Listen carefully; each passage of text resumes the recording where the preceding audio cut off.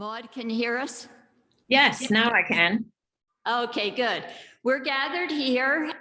We just showed the video, so it does give pretty good background. And people may be joining us on Zoom, or it may even wander in, but we're really privileged and grateful to have you join us today and to tell us your story and allow us to ask questions. Thank you. Do you want me to start? Yes, why don't you go ahead? Okay, thank you. Good afternoon, everyone. I'm delighted to be with you this afternoon to share with you my story.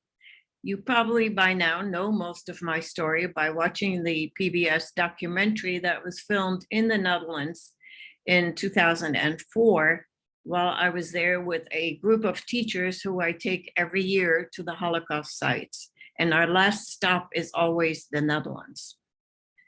So I was born in a town called Amersfoort, and I lived there with my mother, my father, and my sister, who's 2 years younger than I. And my mother had originally come from Germany. She had met my father at a party or something, and they fell in love, they got married, and she became a Dutch citizen. My mother's father and mother lived in Frankfurt am Main, and where my German grandfather was the cantor at the synagogue there. And of course, we were living a very idyllic life. My father worked for his father, who had a restaurant at the train station. And my dad learned to be a chef and then worked with his father at the restaurant. But he also had kiosks, not like kiosks like you know here. A kiosk in the Netherlands is like a newspaper stand. And evidently my grandfather, I found out many years later, had quite a few of them all through at train stations all through the Netherlands. We were living, as I said, a very idyllic life. Of course, you know, in 1938, there was Kristallnacht in Germany, and many things started to happen. Storefronts and Jewish businesses were broken into, synagogues were put on fire, and quite a few of the German Jews already didn't know what was going to happen, but after this, they decided they'd want to leave the country. The irony of it, of what's happening right this very minute in the Ukraine also. So many of them left, and many people came to the Netherlands. There was about 15,500 German Jewish refugees landed in the Netherlands. Well, some had friends, relatives, but there were so many who had no place to go. So the Dutch government took a piece of land and built a whole series of barracks so that they would have housing, and it became a community. It was called Westerbork. It became a community because there were teachers. They started a school for the children. There were physicians. They started a little hospital, and everything was fine. The Netherlands had been neutral in the First World War, and we presumed we would be neutral again, the Second World War. But that was not to happen. On Friday, May 10th, 1940, at 3:30 in the morning, Germany invaded the Netherlands, Luxembourg, and Belgium. People just didn't know what was happening. All of a sudden, airplanes overhead in the middle of the night, and then tanks and trucks and soldiers marching into the country.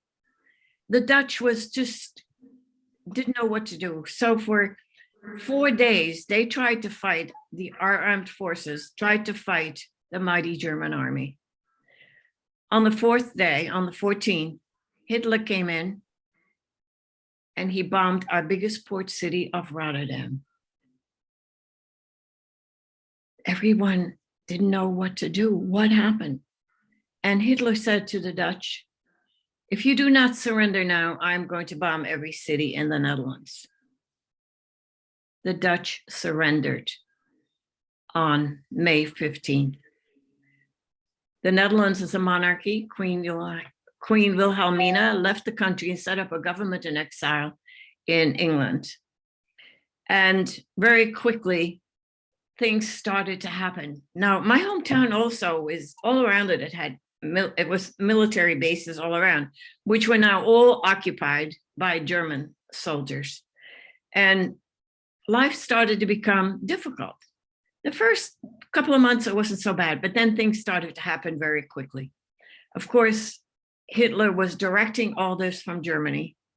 My parents didn't know what to do, but it was, and as you know, what happened, that war started, and our hometown was bombed quite heavily, only because the Allied planes knew all the military bases around our town. So it became very difficult. Now, since the Queen had left the country, Hitler chose someone by the name of Dr. Arthur Seyss-Inquart, an Austrian Nazi, who now became the commandant of the Netherlands. And very quickly, things that were had happened already in Germany with all these restrictions to the Jewish population was now happening to the Dutch Jewish population. The very first thing was everyone had to register. Well, who would have thought in 1940 what this eventually would lead to? So everybody registered. So they now knew the whole Jewish population in the Netherlands. And shortly thereafter, they fired all people who worked in the government, whether it was the township, the town, the federal government. If you were Jewish, you were fired. I was very excited at that time because in the summer of 1941, I started school. I went to kindergarten, and it was a school that was like right across the street from where I lived. And I loved going to school. And my teacher, it was very interesting. She also was a German Jewish refugee, and she was my teacher, Miss Esther. And I just loved her and going to school. But then another regulation came out. No Jewish child can attend public school. So I had to leave school. But I was only 5.5 years old. I'm sure I did not understand what was happening. And they said, well, in my grandfather's business, you have to take in a German and work and watch. So we can watch you. Many businesses were taken over. But life started to get very, very difficult because now war had started and we were being bombed constantly. And our house was like across the street from the train station. And the Netherlands, where we lived, Amersfoort's like in the middle of the country. So there was a lot of train traffic going through in every direction. So my parents decided we can't stay in this house right now. So we just left the house and rented a little house on the other side of town. And more things started to happen against the Jewish population, more restrictions. They said my mother could not go to well, we didn't have supermarkets, but she couldn't go to the grocery store or the meat market or the fruit market. These are the days Jewish housewives may shop, the days and the hours. Oh, Jews can't take public transportation. Signs started to appear in parks, big sign, forbidden for Jews, restaurants, Jews not wanted. And life started to become very, very, very difficult. Of course, when I had to leave school, I didn't understand. But I was so happy because what happened, another regulation came out. And they said everyone who is 6 years old and older has to wear the yellow star. I'm sure you've seen the yellow stars. And ours inside it said J-O-O-D, which is pronounced Yod, which means Jew. Well, I'm sick. I just turned 6 and I was so excited because I could be like the big people and have a star on like everyone else. But my sister, my mother was so happy that my sister didn't have to wear a star. She was only 4.5. But she did the usual thing, the temper tantrums and whatever she did. My mother sewed one on her jacket too. So anytime all of us went out, we were easily identified.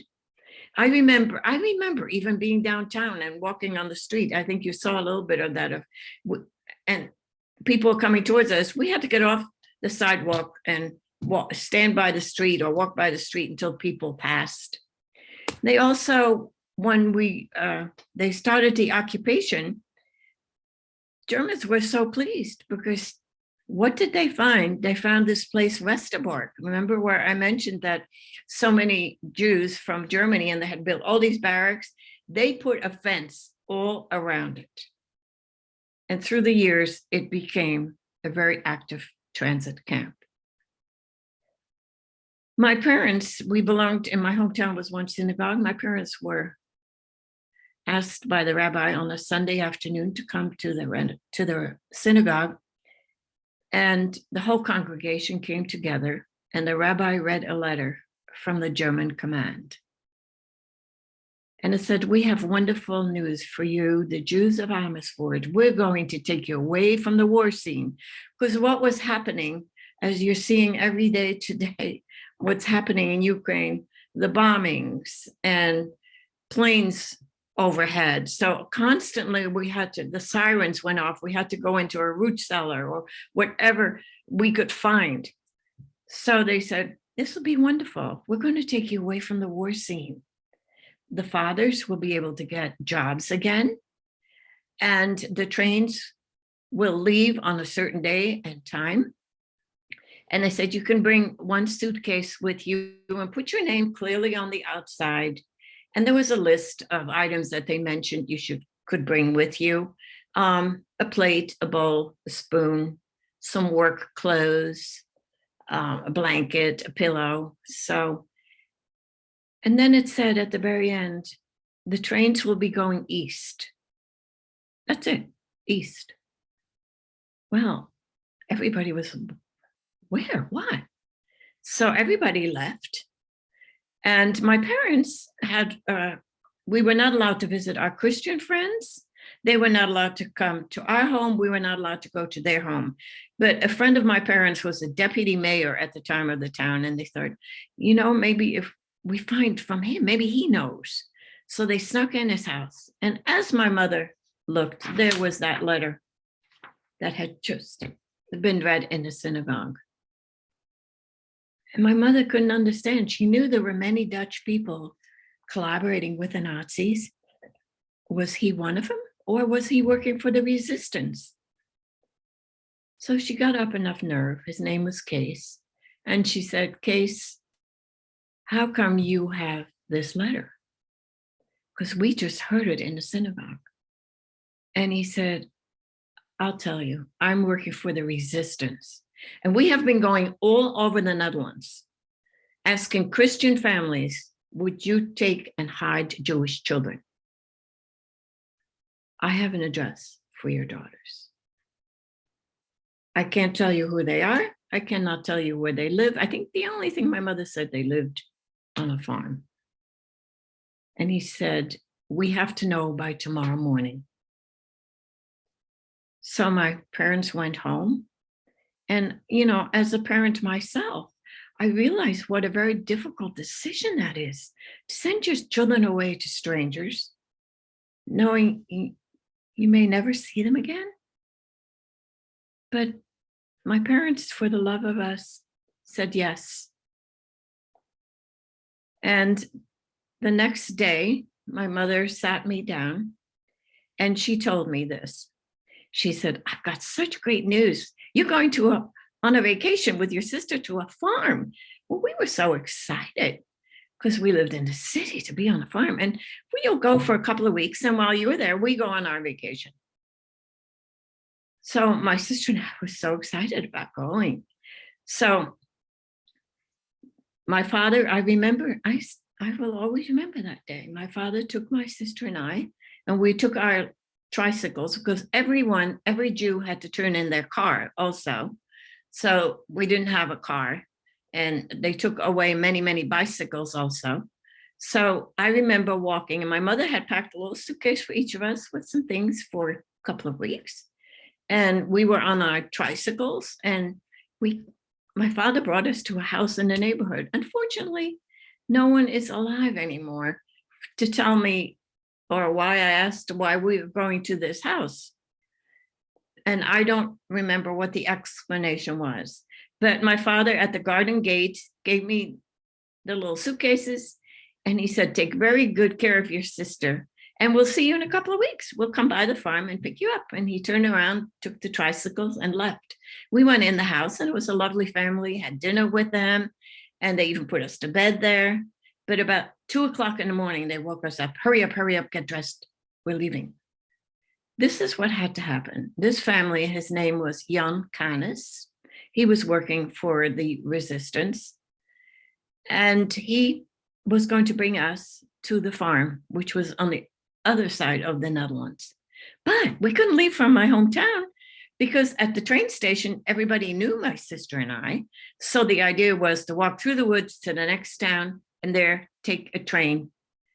And I remember walking through the woods because, again, I felt so grown up because I had my own flashlight and I was picking blueberries, and he was getting very upset with me. Well, by daylight, we did arrive in the next town at the train station, and we took the train, and we did indeed arrive on a farm. But this is war.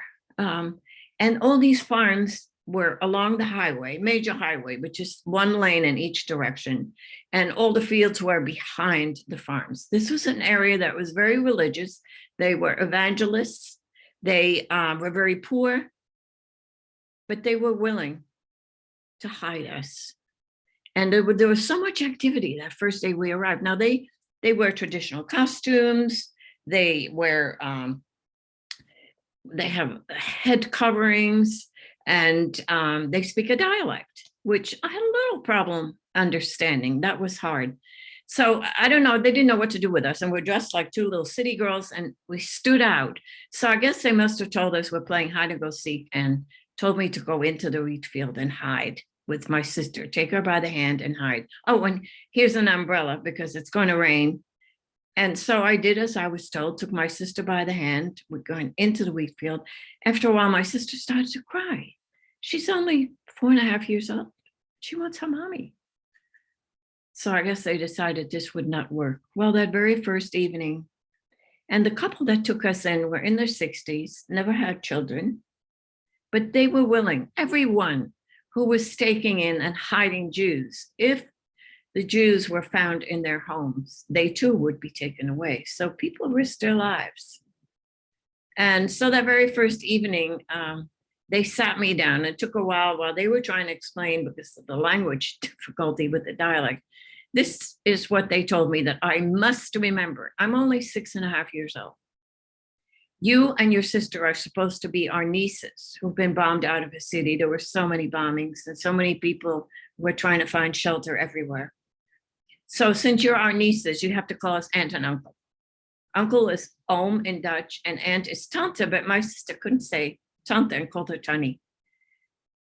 And you cannot go to school here, they told me, because we're afraid you may say something to a student and they may go home and the parents may be collaborating with the Nazis. And you have a different name since you're our nieces. Your name in Dutch, well, in English you pronounce my name Maud, but in Dutch it's pronounced Maud. And they said your first name is going to be Margje, and your sister Rita is going to be Rika, and our last name, which is Sprunk. And you must remember this, no matter who asks you, who are you? This is what you have to say. They decided, and since, everyone was working the fields, our new aunt and uncle went out every day, but I had to stay in the house with my sister because I had to now remember who I now am, a new name. And I was so scared because I had seen so many things happening already with the war. But after a while, I remembered, and they said, okay, you can come with us now in the fields. So we went with them every day and worked the fields with them. Oh, we played. Then every Sunday we went to church. And one Sunday after church, we went to Aunt Sister's farm. We were so surprised because who was hiding there? But my Jewish kindergarten teacher from my hometown. We were so excited. She and her husband were hiding there. So every Sunday after church, we would go over there and she's being teach us how to read and write. And then we didn't go anymore. Never saw them again. And I really don't know what happened until many, many years later. Evidently, someone revealed their hiding place. A German truck arrived on Aunt's sister's farm, searched the house, found nothing. Then they went outside exactly to that haystack where they had built a hole underneath where they were hiding. So they knew all along. And they took my teacher and her husband, and they said to Aunt's sister, "We're taking your son." She said, "No, we're taking your son." They took her son, he was maybe 18, 19. And they took him to a place where they were going to be processed and then sent to Westerbork, that transit camp. So they were in this facility, and one night Dutch Nazis came in there, took my teacher, her husband, and 4 other men, snuck them out of that facility, and took them to a park nearby, gave them shovels, had them dig their own graves, and shot them all dead, covered it up. Of course, the Nazis kept very accurate records. All of a sudden, they didn't find 6 people. They were unaccounted for. Eventually, they did find out what had happened. And many years later, they were all reburied in a cemetery close by. Just recently, someone sent me a copy of the gravestone that was erected where they are now buried. So it was very difficult. Of course, there was no contact with my parents at all. And one day they sent us away again, and I came back and I asked too many questions. I guess I was too inquisitive. And they decided, Uncle decided he was going to take me outside and show me what had happened while we were gone. What had happened was that there had been a Jewish boy there, which I didn't know. So Uncle took me outside and went to one of the barns, and that barn had an extra extended roof, and it was all open. You could look right into the next farm. And he looked around. There were no German soldiers walking because they were all over the place all the time. No soldiers around. So he took away some of the wood and he opened it up, and there was a trap door. And I looked inside, and there was a young Jewish boy hiding. Did not know who he was, where he came from. And they said, "You have to bring him something to eat once a day, but be very careful that nobody sees you." So I was very careful until one day I had a pot, and they had made like a few steps down, and I brought it to him, and I came back up, and there were 6 German soldiers just standing there watching me. I didn't know what to do. So I decided I pretended they weren't there. I put the pot down, put the trap door down, covered it with wood. Obviously, they knew what was going on, but they just stood there. And now I had to turn my back and walk away. And I prayed because I knew I was going to be shot, but nothing happened. They walked away. So, of course, when I got into the farmhouse, I was hysterical. And they said, they're going to tell a superior officer, and they're going to come back and get all of us. But no one ever came back. Every night when I said my prayers, I prayed that we would live another day, and that's not going to be my fault that they're going to come back, but nobody ever did. These soldiers, I'm sure, were drafted into the army and had families of their own, closed their eyes, and never told anyone what they had seen. And one evening we had been out also, and Uncle was taking off his jacket. He went like this, and he fell down at my feet. He had a heart attack and died. And it was very, very sad. And he died on January 20th, 1944. He was buried January 24th, 1944, and that was my birthday. And then the resistance came to Aunt and said, "Well, you cannot run the farm anymore." So, and then they have a whole history that one of the nephews and his wife and baby would come and live on the farm, and he would run the farm, but Aunt was allowed to stay. But they said, we have to find another address for the little girls. And Aunt said, "No, I'm keeping them. And if their parents return, I will return them to their parents. If not, I'm raising them as my own. So we stayed. And then right after, this was in January, February, somewhere in there when they talked about that. And it was right after Christmas, 1944, when two strangers came into the farmhouse. And you've seen the farmhouse in the video. And they said, you have to leave right now. Now, there were many people who were collaborating with the Nazis, but there were many who did not. And they would overhear things like where they're going to have a razzia or a roundup. So, and then they were able to inform people because they knew where Jews were hidden and they would hide everyone. So evidently someone had revealed who my sister and I, who we were, and they were going to come and get us. So that these two strangers were there. They put us on the back of their bicycles, took us to another safe house where we spent the night. And from there we were taken, first we were in a town called Olderbroek, the farming community. Now we were taken to a little fishing village called Elber, very, very medieval. And I think you've seen that in the documentary. And that family had a daughter who you saw in the film also. Unfortunately, since then she has passed away. But so we stayed with them, but the winter of 1944 to 1945 in the Netherlands was the hunger winter. There was no food for anyone. And even during the years before, it was difficult, but we were on a farm. And even while we were still on the farm, I remember one night that the whole village got together and slaughtered a pig. And I remember, hanging on a ladder against a building and so everybody could get a little piece of meat. And my sister and I were so excited because there was one thing that we wanted from that pig. We had no choice. And what we wanted was the bladder.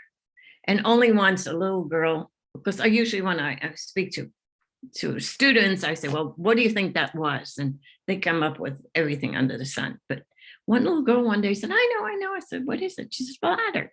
How do you know? She said she read about it in Little House on the Prairie. So we were so excited to have this bladder because we dried it and we could blow it up and we had a ball to play with. So now we're in this little fishing village and there is absolutely no food. But most of the people in this village were fishermen.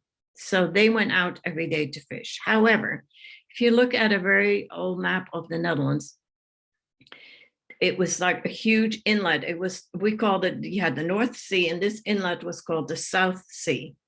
And many years before the war, the Dutch built a dam across from one province to the other and closed it off. And most of the fish died through the years because it was salt water, but all the rivers were flowing in there and the water started to change and many of the fish died. And again, I asked kids, well, there was one fish that survived and continued to multiply. What was it? And again, so the little boy raised his hand finally. He said, I know. I said, how do you know that? He said, well, I heard you speak before. So they went out and fished, and the fish that survived was eel. So we had eel for breakfast, lunch, and dinner. No one was going to school anymore because there were no teachers and there was no wood to heat the classrooms. So, and by now we spoke the dialect. We were dressed like everybody else. So we blended in really well. The only thing I didn't know at that time was that I had another name. And I think that's in the documentary when Yo, the daughter of that second family, informed me once one of the teachers asked, what was your name here? I didn't know. My first name was now Marie and my last name was Hogendorn.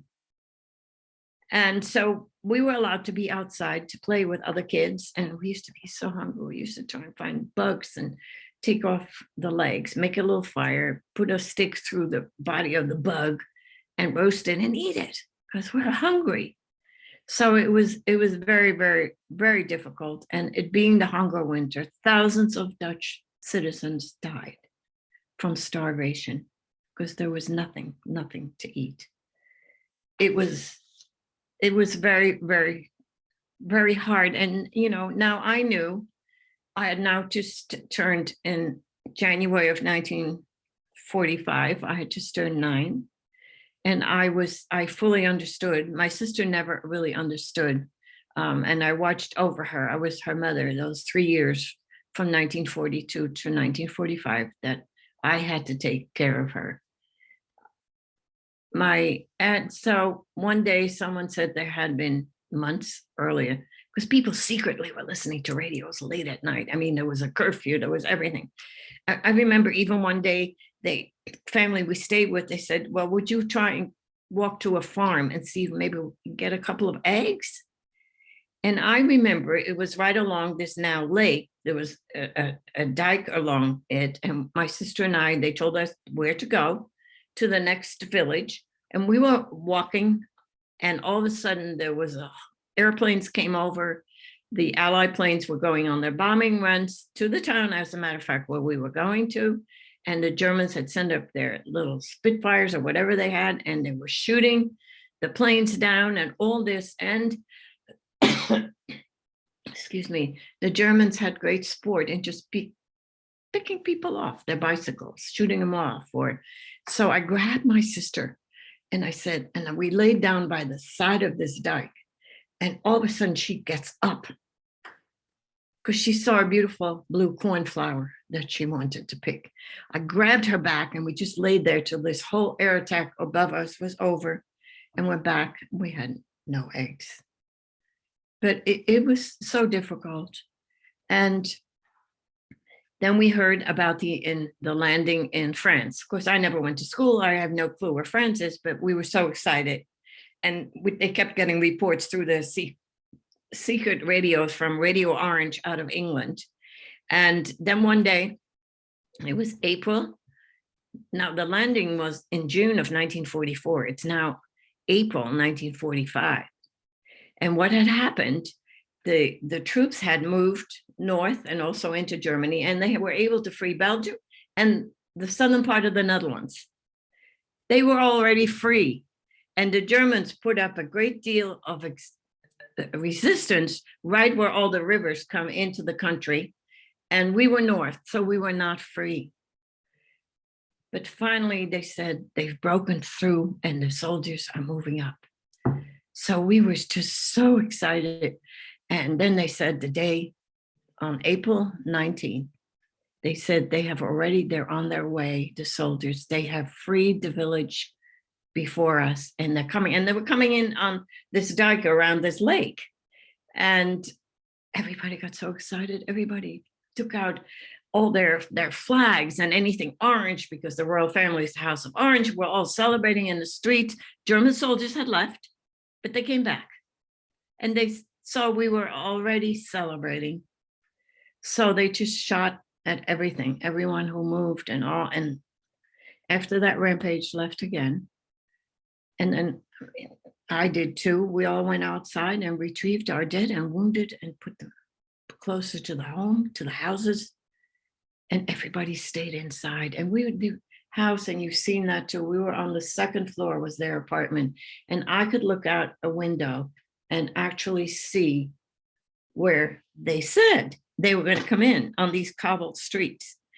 And all of a sudden a truck came in, and it had men in blue coveralls. It came in and it stopped. And I didn't know who they were, but I found out years later, these were Dutch resistance fighters. They had spies, and they knew that the town was now safe and gave them the honor of coming in first. Then right behind that came the tanks with the Canadian soldiers. Most of the Netherlands was freed by Canadians. And I will always remember April 19th, 1945. It was the day we were freed. And it was and I still get emotional about it, because just like that, we were free. And we go outside, and all the soldiers they were throwing out their rations and chocolate, and And Yo, the daughter of the second family, was standing near me, and somebody threw her a chocolate bar. So she wanted to give it to me. I don't know what that is. I want it because I've had no candy or anything and didn't recognize it. So she unwrapped it. I still didn't know what it was. So she broke off a piece and shoved it in my mouth. And ever since then, I love chocolate. And the name of my book that I wrote is called Chocolate, the Taste of Freedom. And they decided we should go back, the resistance, we should go back to the farm and to Tani or Aunt and wait to see if my parents survived. My parents did indeed survive.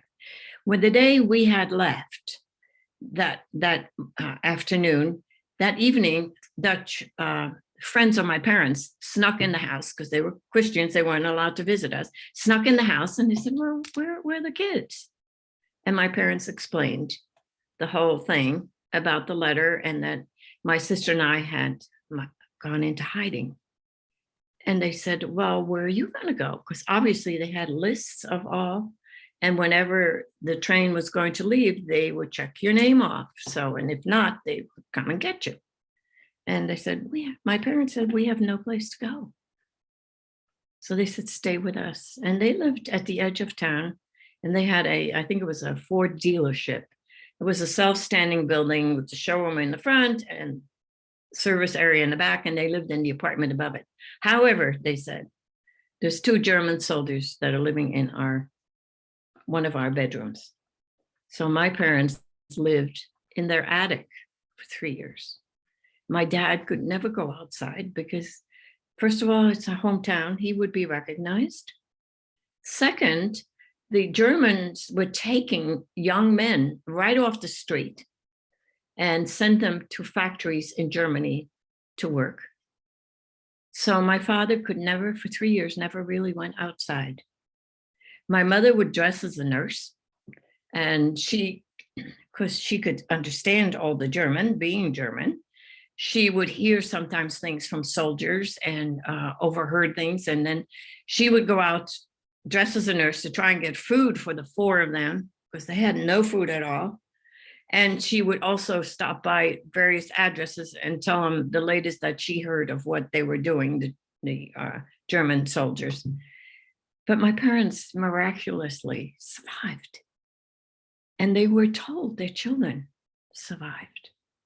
There was only once that, and I didn't remember, I couldn't read or write. I remember while we're still on the farm, someone had a piece of paper and there were things written on it. And because I couldn't read, they gave me a pen and a bottle of ink, and I was told to trace all the letters, which I did. And then when it was dry, they erased the pencil.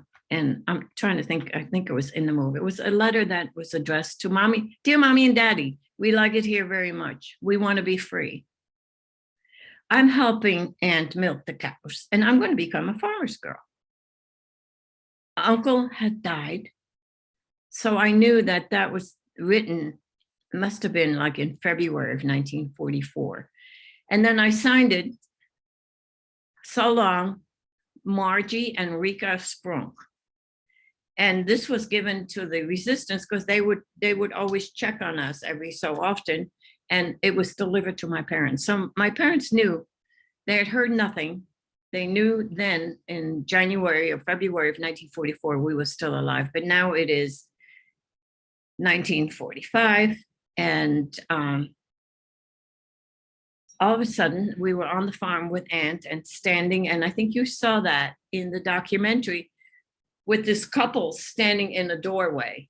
It was the room where because there was no gas, electric, no running water, there was a water pump that we had that was standing in that room and had a door to the outside and a door to the inside. And we were standing there with Aunt, hiding behind her skirts. And it was man and woman. I didn't know who they were. And I remember she said, shake their hand. I ran up, shook their hand and hid back. I didn't recognize my parents. It had been 3 years. And so they decided to stay for a little while. And so we could get used to them. I don't even know where my parents slept, but they were there and stayed with us. And then one day I took my father to my toys that I had collected during the war.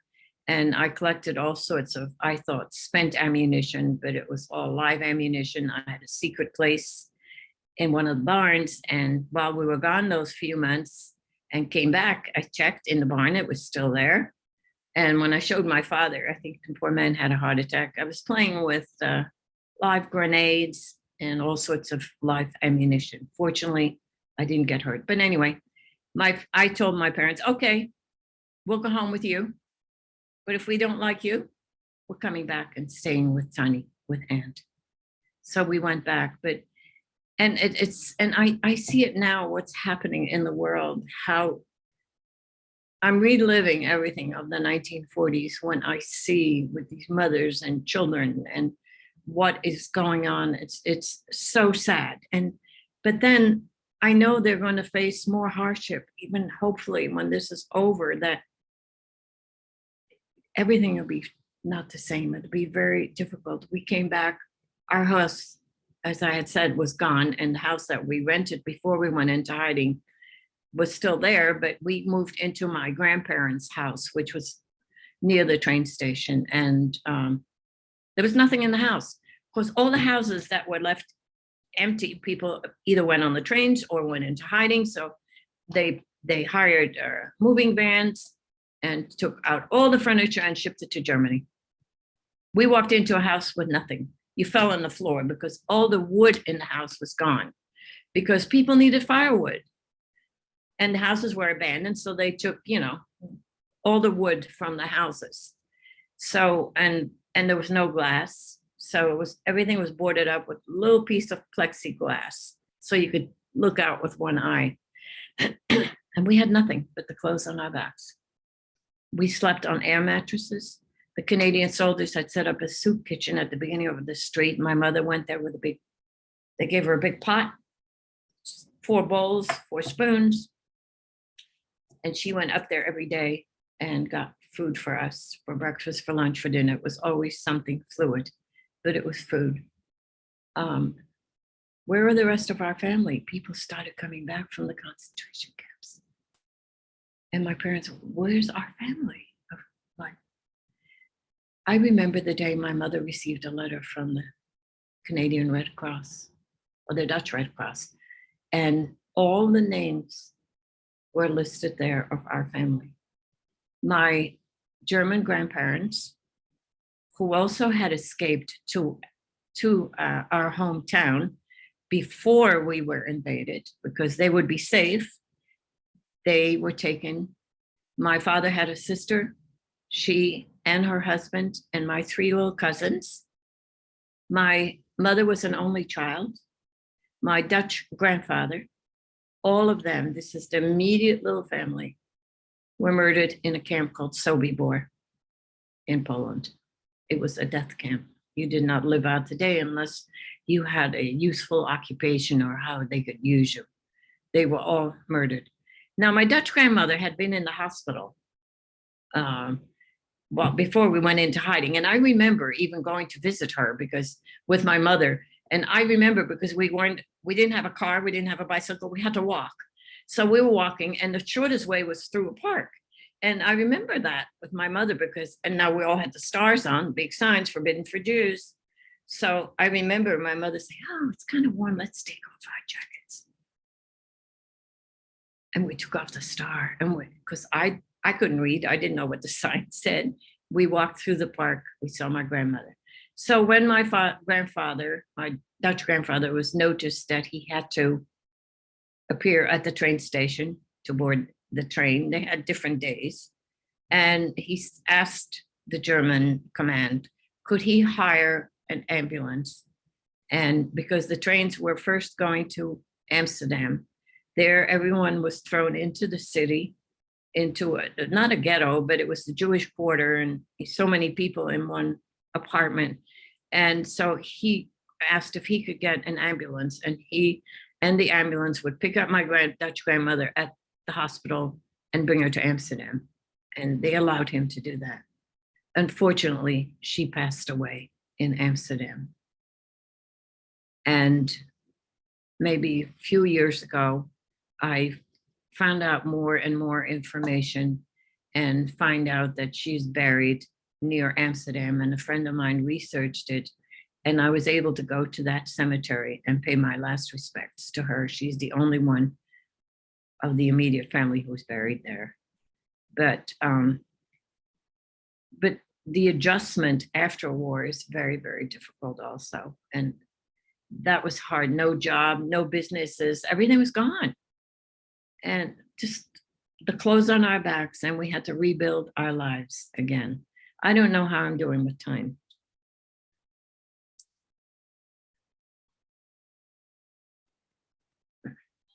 Well, thank you.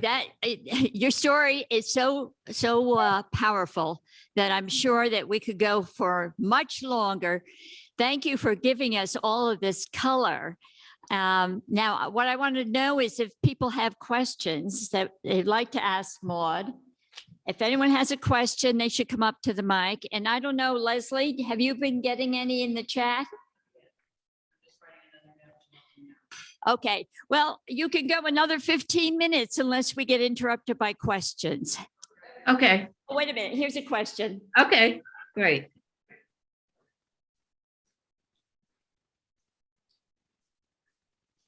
I thought some people may have questions too of what they saw in the film also. Hi. Hi, thank you again. This has been really wonderful. So what happened to your sister? Did she take the same path, afterwards in life as you did, or just curious? What do you mean, as far as speaking about it and doing what I'm Right, doing now? Right, because Not that's how really. you found Yeah. your way past the war. I'm just curious about your sister. She doesn't remember that much. She remembers some horrific things that happened to her. I mean, we were two children unsupervised, two little girls. Things happened. Some of that she remembers, but otherwise she really, really doesn't, because she was only 4.5 at the time, and I shielded her as much as I could. So she didn't know her new name or anything. So it was, but I had to take care of her, and until she got older, and said, even my mother after the war would, if she wanted my sister to do something, she would tell me so I could tell my sister to do it. And but then she got at an age and she's, well, you're not my mother. But she lives in Charleston, South Carolina. But we have both gone back to the Netherlands. So, which was very interesting for both of us to take that journey. I'm there every year, but with her, but no, she does not remember. Interesting. Thank you. I have a question, Maud. This is Jennifer again. Hi. Hi. How did you get to the United States? Were you sponsored coming in? I'm Right. fascinated by that because we're going to have a lot of Ukrainians going to be looking to come. Well, that's what I was going to say next. That's why I stopped, because I didn't know time-wise, and I knew there may be questions. I didn't see any in the chat. I don't know. So, but some of my mother's relatives in Germany had left Germany when they saw the writing on the walls. As I said earlier, many Jews left and went, and some were able to go to then Palestine, and others went to the United States, England, the United States. And some of my mother's relatives settled in the United States. And after the war, about a year later, they found out that we had survived. And they offered to sponsor us to come to the United States. At first, my father said, no, he didn't want to leave because he had just gotten some kind of a job. But then they thought about it quite a few months and said, yes, maybe we should, for the girls, have a whole new environment for them, because there's so many memories. In my hometown, on the street corner, there was a memento because a group of soldiers had shot some Dutch people here. In my hometown, there was actually a concentration camp. So there was just so much. And I unfortunately had a nervous breakdown in 1946 after, I guess it was too much for a child. But then they said, well, you know what, let's go. So there was a whole thing, to be immigrating to the United States, and we arrived in the United States on April 24th, 1950. And it was interesting because we came on the Holland America line, and they have a pier in Hoboken, New Jersey. So my first step on US soil was in New Jersey. But then we moved into a rooming house, and my father had to get a job, and he had to have a job before he arrived. So the family got him a job working in a restaurant in North Carolina. So he left, and my mother, sister, and I stayed in this horrible rooming house. And then he came back. He didn't like it there. It was very different. So they got him a job at the Estero Hotel in Manhattan. I'm sure some of you remember that. They got a job there as a busboy. And that's how he started. We started our life in the United States. My sister and I started school. And my mother worked too, who had never worked in her life, was now working also with a Dutch woman who was pregnant and needed a companion. So, and then we moved to an apartment. And my sister and I, in June of 1950, started school, but neither one of us could speak a word of English. It was the only thing my father had us memorize on the ship coming over, the United states and their capitals. Don't ask me how that would help, but that's all I knew. And not being able to communicate, I was 14 and a half years old, and I was put in the 4th grade. That first summer, because then this was in June, then here in the United States, kids have the whole summer off. My sister and I went to the movies. And thank you to the Parsons Theater in Kew Gardens, because that's where we learned English. We could sit in the theater all day for 25 cents, and they would show a cartoon, a newsreel, feature film, and you didn't have to leave. It would start all over again. And it was air conditioned. It was very hot here. That's when I came back to school in September. And now in the 5th grade, they were finally able to test me and discovered that I was way ahead of all of this. And I ended up, because in the Netherlands, we don't have a 7th and 8th grade. So after the 5th grade, they moved me right to high school. And I ended up graduating with kids my own age. And the same thing happened to my sister. She also skipped a couple of grades. But it was very difficult. And what surprised me most of all? No one had told me about segregation and what was happening in this country. And I was just so shocked to see the signs. Not for Blacks. Blacks have to sit in the back of the bus and things like that. I was shocked. We've just come from something like that. And here, this was the United States. And that was very difficult for me to try to understand that. But we flourished. After high school, I had to go to work. And I worked for Pan American World Airways. I wanted to be a flight attendant. And I worked on the ground first. And I met this young man from Germany. And we fell in love. He had come a year after I did, and and his dream was to become an airline pilot. And he had come from Germany, finished high school, and volunteered for the draft. He had been in Korea and became a citizen because of that.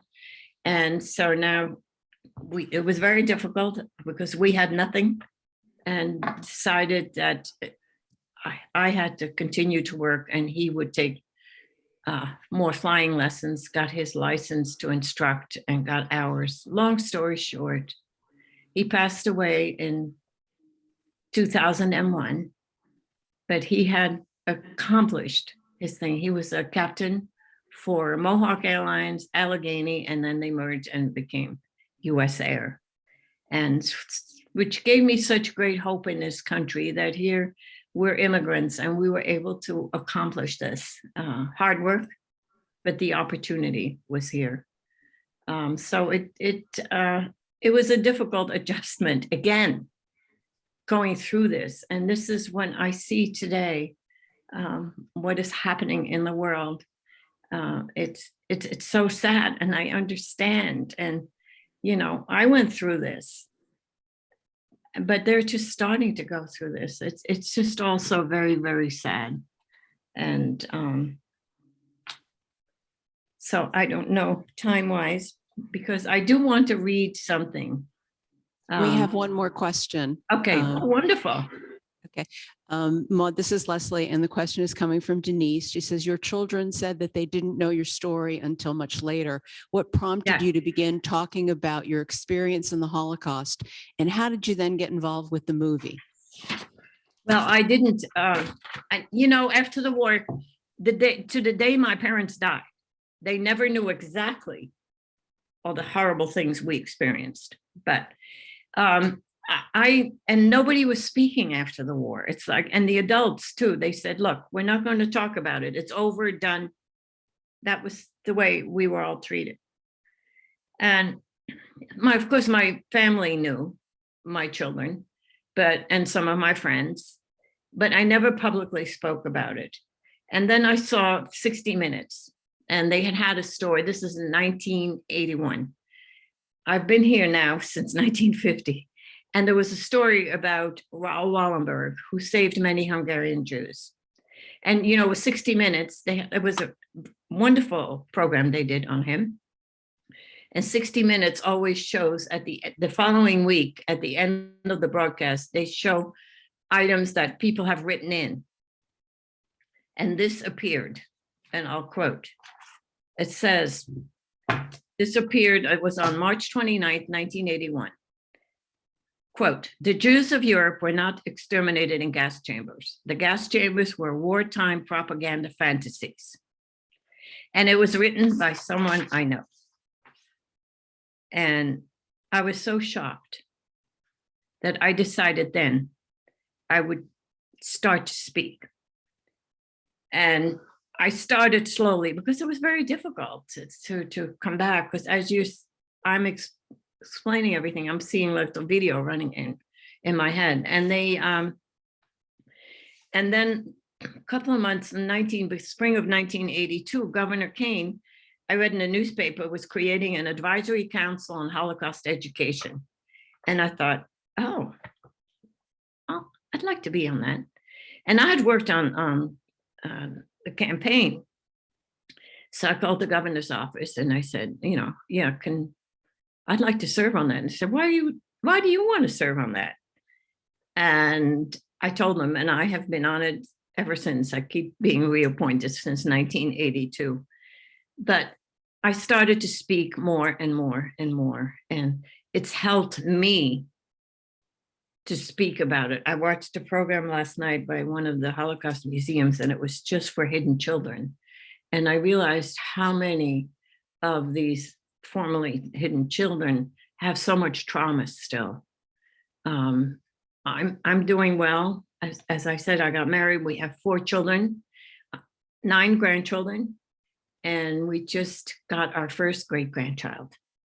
So that's what prompted me in doing it. And it's been so important to me to share, especially with students. And I bring a message, I bring a message of caring and hope, and how people risk their lives, and how we have to care for each other. And that is so much right now with what's happening. And I see the Hungarians and the Polish so welcoming to all these refugees. And I know how hard it is for these people, but it's so wonderful that everybody is helping. And I think that, and I try to teach kids too about bullying, which is so bad. And I tell them too of how we really have to care for each other, because, all these things happen over not respecting, and it's all over ethnic and religious differences and not respecting each other. And that's what the message I try to bring to students, of respect and caring, no matter who you are, what you look like, what you talk like. That to me is so important. I hope I answered it. You Did I? answered it beautifully, Maud. I think that's wonderful. And thank you so much. It's an important message. Tell us about your book. My book? Yes. Well, Hold it up. you all know the title, and now you also know why it's called that. I didn't want to write a book, and it was maybe I think 6 or 7 years ago. Stockton University in New Jersey has a Holocaust Resource Center. Many of our universities and colleges in New Jersey do, and they were helping survivors write their book. So I said, yes, I want to do it. But as I said, my book is really, yes, it tells a story, but there's nothing graphic or anything. It's just a message of how people cared. And it also has a lot of pictures in the back, because even though my mother destroyed everything, birth certificates and photos and everything before they left to go into hiding, the many people had pictures, friends, and so there were many things. And another thing that everybody was doing, I remember my mother got her silverware back. Like, it's going to help when we have nothing, because we buried it. People buried stuff before they left. So, but that's how I got many of the pictures. And then every year now in New Jersey, since 1999, through the Holocaust Commission, I lead their trip for teachers to the Holocaust site. We go to Germany, Czech Republic, Poland, and what you saw of the film was the last part of that trip in the Netherlands. And our teachers union in New Jersey also helps offset the cost for teachers to come on this trip.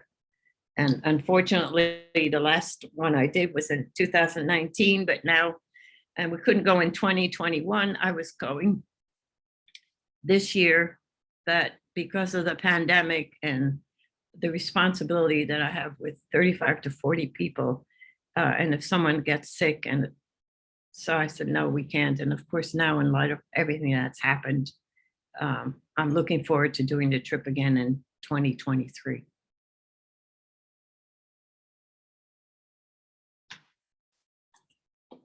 As I said, I had one thing I wanted to read, and I thought you might. It's a poem that was written originally in Hebrew, has been translated into English. Before I don't. one question, and then we'll hear the poem. Okay. Okay. Well, you have just an astounding story to tell. Your childhood was stolen. When did you have your first feeling that you were safe? And then beyond that, did you ever have a day where you felt, my life is normal, my life is good? I think as I matured, I think when I was free was that day those tanks came into the village. That to me, we knew. I remember there was another little boy running around, because there were other children hidden in this village also, but of course we didn't know each other. A little boy suddenly is running around saying, I'm a Jew, I'm a Jew, I'm a Jew. Felt so safe. Now the soldiers were there, the Canadian soldiers, and we were free. But I think as life went on, there's a lot I had to deal with the childhood, but I'm so thankful that my children have had a wonderful childhood, and they now understand too. And I saw it in the film, because they all have children themselves, of how difficult that must have been.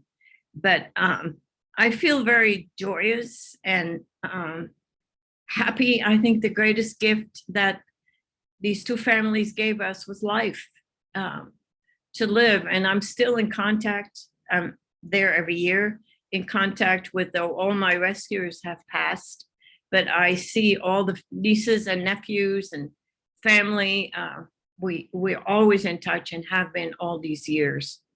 But I think also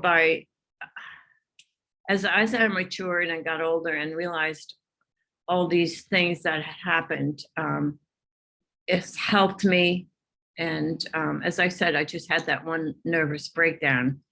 And I remember my mother took me to a doctor, and I asked her one time, years later, because the treatment was that I had to lie in bed for 3 months. That was the treatment. She never took me back to the doctor.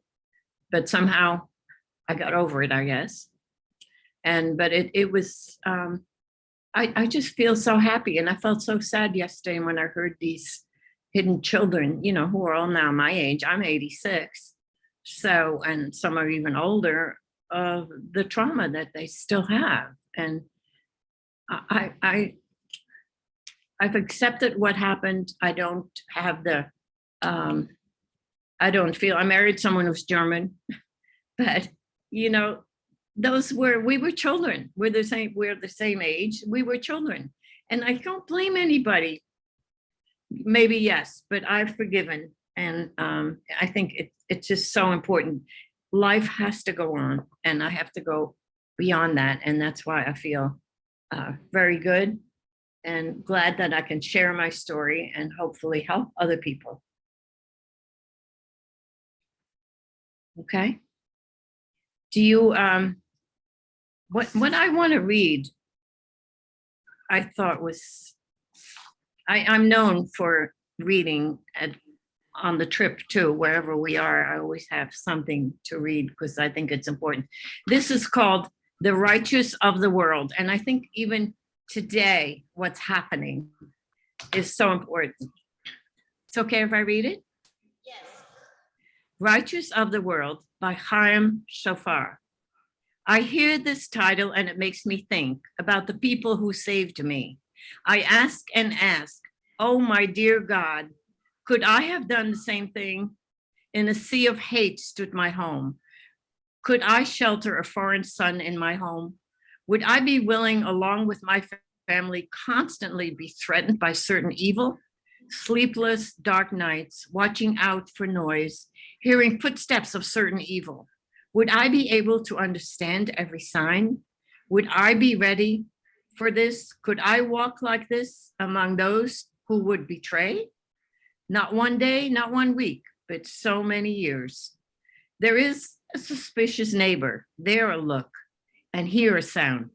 From that one warm brotherly grasping of my hand, not having any pension, not having anything for this, because a person to person must be a people.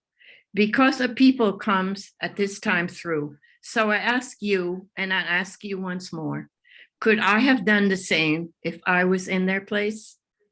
If it was they who went to war every day, it was they who made the world a place for me. It was they, the pillars, the righteous brother, who this day, this world is founded by. For your courage and for your warm extended hand, in front of you, the righteous, I bow. Thank you. Thank you so much, Maud. You're wonderful. We wish you the best. We were sorry that COVID kept you from seeing us in person, but wow, you're Well. alive. And this is so great. Next year, I'll come in person. We love it. Thank you. And let us know about your trip. Maybe some of us will take it with you. Okay. 2023. Right. All right. Thank you. Thank you so much.